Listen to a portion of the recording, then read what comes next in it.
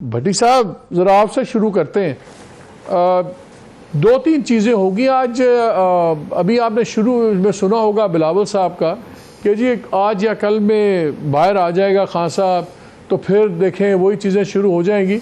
मेरी काफ़ी legal expert से बात हो रही थी, उन्होंने कहा कि अब ये काफ़ी नॉर्मल चीज़ है कि ऐसी सज़ाएँ जो 5 साल से कम की सज़ा हो, यूजुअली उन केसेस के अंदर आपको बेल भी मिल जाती है, सेंटेंस सस्पेंड भी हो जाता है। अगरचे ये हाईली पॉलिटिकल केस है, लेकिन लग ये रहा है कि हो जाएगा। और जिस तरीके से सज़ा भी हुई है उस पर भी काफ़ी सवालिया निशान हैं।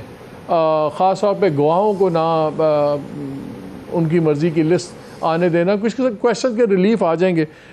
ये अगर बेल एक आध दिन में हो जाती है आपके ख्याल में खान साहब की और ये चीज़, तो क्या बिलावल भुट्टो का खदशा दुरुस्त होगा कि आपका ख्याल है कि शायद रवैया ज़्यादा थोड़ा सा कम गुस्से वाला होगा या ज़्यादा प्रैग्मेटिक होगा खान साहब का? बिस्मिल्लाहिर्रहमानिर्रहीम। मालिक साहब आपको, मज़हर अब्बास साहब को, काशिफ अब्बासी, आमर मतीन और दीगर जो स्याह कारी जो सहाफ़त पर कदगन लगाने की पैमरा तरमीम बिल के जरिए कोशिश की गई, आपकी एफर्ट्स को सलाम। सहाफ़ी तकसीम नहीं हो सकते, हम सब एक रिपोर्टर है। जो कदगन लगाने मरियम औरंगज़ेब साहबा भूल गई हैं, ये इक़्तिदार चंद दिन की मेहमान हैं। जो सारबकारी लगा रहे हैं उनके ज़ियाउल हक भी वो कामयाब नहीं हो सके, जिससे डील करके गए मुशर्रफ भी नहीं हो सके। खैर हम इधर आ जाते हैं। देखें, इमरान खान पर जो केस है बादियो नज़र में तमाम आइनी माहिरीन कहते हैं कि 3 साल से कम सज़ा हो तो पहली पेशी पे ही ये बात ख़त्म हो जाती है। लेकिन 15 माह की कोशिश के बावजूद, भरपूर ताकत के इस्तेमाल के बावजूद उन्हें एक जेल में डाला गया। किस तरह वारंट पहुंचे, कितनी देर में, 12:30 बजे केस न आया और 12:30 बजे से पहले पुलिस अंदर दाखिल हो चुकी थी। ये कहानी फिर सही। मेरी इतला है कि इमरान खान को नहीं छोड़ा जाएगा। 170 के तकरीबन करीब मुकदमा था। एक से निकलेंगे दूसरे में पकड़ लेंगे, दूसरे से निकलेंगे तीसरे में पकड़ लेंगे। आप मुझसे ज़्यादा बाखबर हैं। जब ये इमरान खान को अटक जेल में लेके गए तो कुछ अफसर और मुलाजम उनके परस्तार वहाँ भी निकल आए। अब पता नहीं उनको क्या ये सज़ा देते हैं। और एक ने कहा कि सर मेरी बड़ी ख्वाहिश थी आपको करीब से देखूं, लेकिन बड़ी आहिस्ता आवाज़ में कहा। तो बिलावल भुट्टो साहब को याद हो कि शायद उन्होंने भी महंगाई मार्च किया था, मौलाना फजलुर रहमान ने भी किया था, उनकी वालदा शहीद बेनज़ीर भुट्टो ने भी किया था। तो सियासत में पुरअमन जदोजहद जमहूरियत का हुसन है, जमहूरियत का दुश्मन नहीं है। लेकिन एक जमात को मंजर से ही हटाने के लिए अगर आप इंतकामी कार्रवाइयाँ करेंगे तो उस जमात का भी हक है कि वो अदालतों में जाके अपना मौक़िफ़ करे। अगर उन्हें फेयर ट्रायल नहीं दिया गया, उन्हें उनके एविडेंस नहीं दिए गए, तो फिर भी फैसला तो अदालतों नहीं करना है। तो मेरे ख्याल में आइंदा चंद दिन बाद जो आज आपने मरियम नवाज साहबा को नॉकआउट किया है आर्गूमेंट से, और सहाफ़ी सब आपके पीछे खड़े हैं, मैं ईमानदारी से कह रहा हूँ, आज भी 200 सहाफ़ियों से मैंने साइन कराए हैं। तो मेरी गुजारिश है सहाफ़त पर मज़ीद सख्ती आने वाली है। लेकिन कोई बात नहीं, हम पंचिंग बैग रहे हैं, सियासत जो होती रहेगी उस पर राय देते रहेंगे। जुल्फ़िकार तंजीम पर आपने भी बहुत स्टडी की, मज़हर साहब ने भी की। उसका मकसद क्या था, किस किस को हिट करना, और पीटीआई का क्या मुतालबा है कि साफ शफाफ इलेक्शन करा दे। यार हो कैन इट पॉसिबल? आप इन दोनों का कंपैरिजन कर रहे हैं। एक जमात कह रही है साफ शफाफ इलेक्शन करवा दे, साफ शफाफ इलेक्शन करा दे।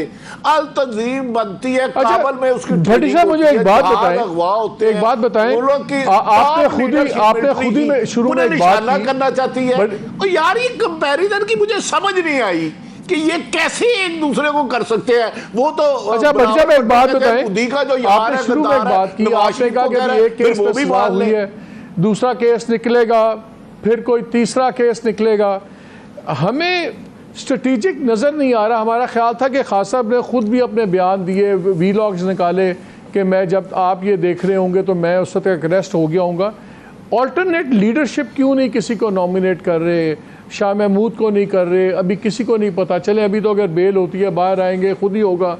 लेकिन हो सकता है जिस तरह इलेक्शन कमीशन ने आज डिनाई किया कि हमने मीटिंग में डिस्कस नहीं किया, लेकिन जैसे नवाज़ शरीफ के साथ हुआ था, उनको भी चेयरमैनशिप से हटा दिया था सरबराही से। अगर इमरान खान साहब को हटा दिया जाता है इस कन्विक्शन की वजह से या किसी और कन्विक्शन की वजह से, और सेकेंड ईयर में किसी लीडर को वो नहीं नॉमिनेट करते, तो फिर तो बिल्कुल ही एक हेडलेस चिकन की तरह नहीं हो जाएगी पीटीआई। ना उनके कोई लीडर्स दरमियान में से निकल गए हैं, किसी को कुछ पता नहीं, या कोई गायब हैं या तायब हैं, तीसरा तो कोई है नहीं।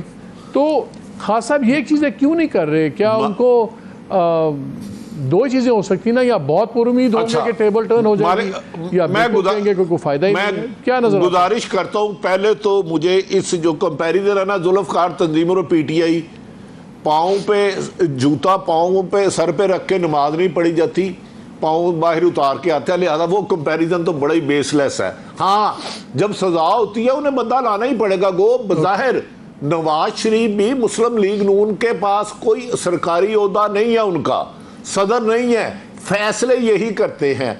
बज़ाहिर मुराद अली शाह साहब सीएम है, डू यू थिंक वो जरदारी साहब की मर्जी के बगैर सांस भी लेते हैं? पाकिस्तान में सियासत अगर नून लीग की है तो नवाज शरीफ के गिर्द घूम रही है, पीपल्स पार्टी है तो जरदारी साहब के गिर्द घूम रही है, इमरान खान नहीं है, उसकी जिंदा मिसाल देखें यार, थोड़ी सी तो शर्म कर लो। ओ भाई, एक बंदे को आपने अरेस्ट कर लिया, सही किया गलत किया, केपीके के इलेक्शन देख लो, क्या आवाम को उनसे अलग कर सके? आप कागजी तौर पे वो किसी को भी कर देंगे और फैसला खुद करते जाएंगे। आज भी टीवी पे आ रहा था कि प्राइम मिनिस्टर साहब कह रहे हैं हम सारे नाम नवाज शरीफ को भेजेंगे, 5 नाम या 2 नाम जो केयर टेकर प्राइम मिनिस्टर के लिए हैं, तो लिहाजा उनके पास तो कोई ऑफिशियल ओहदा नहीं है। 4.5 साल इलाज कराने गए हैं पैदल, अभी मुझे नहीं पता लंदन पहुंचे हैं या नहीं पहुंचे, वो पाकिस्तानी आए। तो ये चीज़ें मैटर नहीं करती। सियासत को याद रख ले, लीडर को माइनस आवाम करेगी, वोट की पर्ची करेगी।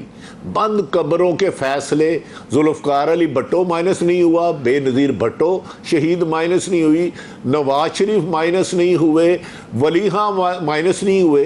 ये ख्वाहिश तो हो सकती है, हज़ारों ख्वाहिशें ऐसी कि हर ख्वाहिश पे दम निकले। आज से 2 साल पहले मैं आप मरीम नवाज को नहीं दिखा सकते थे, आज इमरान खान को नहीं दिखा सकते। ये फैसले करने से इस पर इम्प्लीमेंट अच्छा, होना मरियम नवाज की एक बात तो सुनिए, मरियम नवाज इतनी खामोश पिछले 30-40 दिनों से, कोई बयान नहीं, कोई कुछ नहीं, क्या इनको खामोश रहने का कहा गया है? क्या अच्छा स्टोरी है आपके पास बड़ी साहब? असल स्टोरी ही वही है, असल लड़ाई ही वही है, असल लड़ाई वही है भाई। खानदान में 3 प्राइम मिनिस्टर हैं, खानदान में 3 प्राइम मिनिस्टर हैं, 13 जमाते हैं, हर एक ने 2-2 नाम दिए, 26 ये हो गए। और राजा रियाज बल्ले के इलेक्शन पे जीते, शेर के इलेक्शन पे लड़ेंगे, अपोजिशन लीडर 3 नाम वो देंगे, 29 एक महीना लगाए तो 29 महीने हो गए, 2.5 साल तो यही चलेगी केयर टेकर हुकूमत। ये केयर टेकर हुकूमत 4 दिन बाद ये निगरान मौजूदा हुकूमत रोएगी कि हमने क्या क्या बिल पास कर दिए जल्दबाजी में, हमसे कौन कौन से काम कराए गए, इन्हें हाथों की बाती हुई दांतों से खोलनी पड़ेगी। ये मालिक साहब आपका प्रोग्राम पूरी दुनिया देखती है ना, और परसों सिर्फ नवाज शरीफ साहब से पून करें कि आपकी साहबजादी नाराज़ किस बात पे है। मोहतरमा कुछ 5 दिन पहले उन्होंने प्राइम मिनिस्टर से बात करना चाहिए तो उन्होंने बात क्यों नहीं की? उसके बाद उन्होंने लंदन फोन करके क्या कहा? फिर हमसे सबूत मांगते हैं, तुम कत्ल करो कि करामात करो। तो ऐसा अभी स्टेज सजने वाली है और हम आप पर भी गर्दने कलम होने वाली हैं। खैर, हम तो पंचिंग बैग है, जर्नलिस्ट, कोई बात नहीं, ये भी वक्त गुजर जाएगा। यही एक वहम था, मैं बड़ा अहम था। मज़ा एक चीज बताएं, हर चीज आके वहाँ एक नाम लेके बहुत सख्त लफ्ज़ इस्तेमाल किए गए। भट्टी साहब, जितनी हमारी रिकमेंडेशंस थी, नाज़रीन के लिए बता दूं, नाज़रीन 2018 के अंदर सुप्रीम कोर्ट ने एक मीडिया कमीशन बनाया, जस्टिस नासिर असलम जाहिद उसके चेयरमैन थे, और जावेद जब्बार साहब सेनेटर फॉर्मर और बड़े पुराने मीडिया प्रैक्टिशनर, खूबसूरत लिखते हैं, वो उसके मेंबर थे। और उन्होंने एक रिपोर्ट बनाई जो 300 सफ़ात की, हमारी जितनी चीज़ें हैं ये सारी हमारी जो सजेशंस थी उसी रोशनी में थी। सिर्फ एक क्लियर और ऐसे तासुर दिया गया, पता नहीं जैसे कोई बहस चल रही थी जी मिस इन्फॉर्मेशन पे, डिस इन्फॉर्मेशन पे, गलत बात है। मेरा ख्याल है खोलना ही नहीं चाहते पैमरा को, जिस तरह एक फेयर होना चाहिए, जिस तरह ऑफकॉम चलता है इंग्लैंड के अंदर। हमने इनको कहा उसी के असूल बना लें, वहाँ हर कोई खुश है, किसी को प्रॉब्लम नहीं। भट्टी साहब ये अब कह रहे हैं कि शायद दोबारा बिल को ले आएंगे, हम तो चाहते हैं लाएं, क्लॉज पे क्लॉज बहस करें, लेकिन ये तमाशा कहाँ जाके रुकेगा?